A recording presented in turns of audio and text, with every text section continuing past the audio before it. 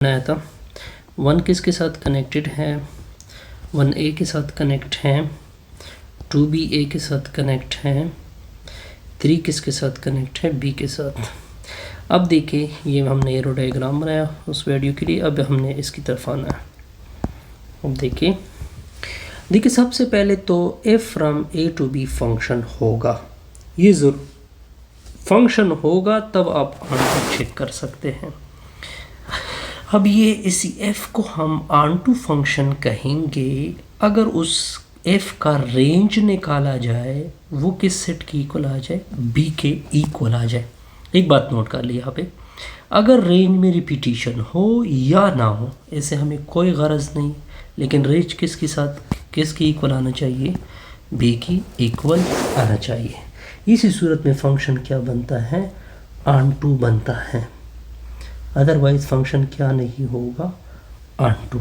इसको इस तरह भी रिप्रेजेंट कर सकते हैं कि f from A to B जब ऑनटू होगा तो ऊपर हम क्या लिख देते हैं, ऑनटू फंक्शन।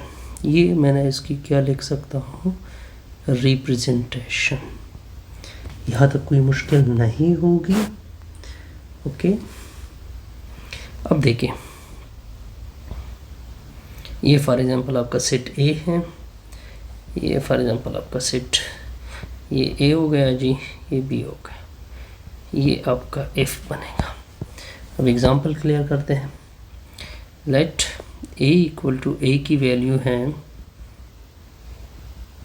A की वैल्यू है 3 4 5 एंड B की वैल्यू है DEH बिल्कुल। f from A to B defined है, f किस तरह डिफाइन है, f इक्वल टू 3D बिल्कुल, 3D 4E 5H। अब इसको देखते हैं कि क्या ये ऑनटू है या नहीं है। ऑनटू की कंडीशन क्या है कि जो रेंज f का होगा वो किसके इक्वल आना चाहिए, b की इक्वल आना चाहिए। ओके, सबसे पहले तो ये फंक्शन देखते हैं। फंक्शन की कितनी कंडीशन है, 2।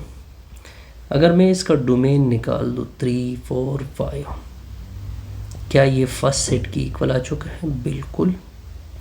अगर हम इसके डोमेन में रिपीटिशन देखें, 3 1 टाइम है, आगे डोमेन में नहीं आया, 4 भी 1 टाइम आया हुआ है, आगे डोमेन में नहीं आया है, 5 भी 1 टाइम है, आगे डोमेन में नहीं आया।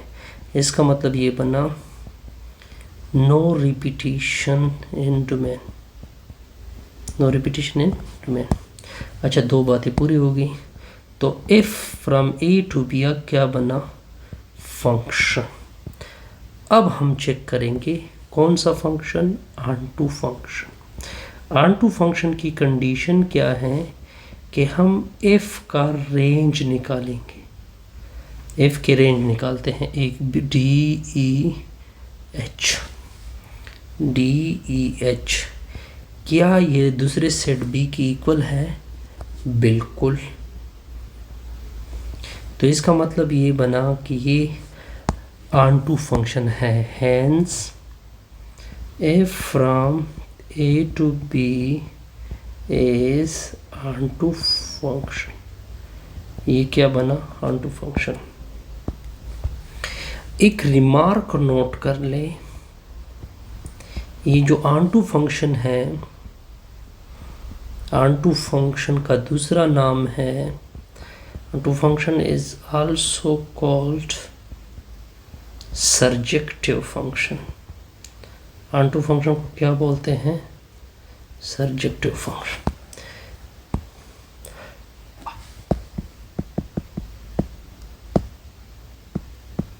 ऑनटू फंक्शन को क्या बोलते हैं, सर्जेक्टिव। अब देखिए यहाँ पे मैं आपको एक और नोट दे रहा था इसके मुतालिक, ये n2 था ना, n2 function is also called injective function. n2 function का दूसरा नाम इंजेक्टिव है और इसका दूसरा नाम क्या है, सर्जेक्टिव। अब देखिए यहाँ पे क्या एलिमेंट है, 3 4 5। अब इसको मैं डायग्राम दे रहा हूँ, एरो डायग्राम 3 4 5 DEH। अब देखिए 3 किसके साथ मिल चुका है, D के साथ, 4 किसके साथ मिला हुआ है, E के साथ, 5 किसके साथ मिल चुका है, H के साथ। तो देखिए ऐसे हमारी ये वीडियो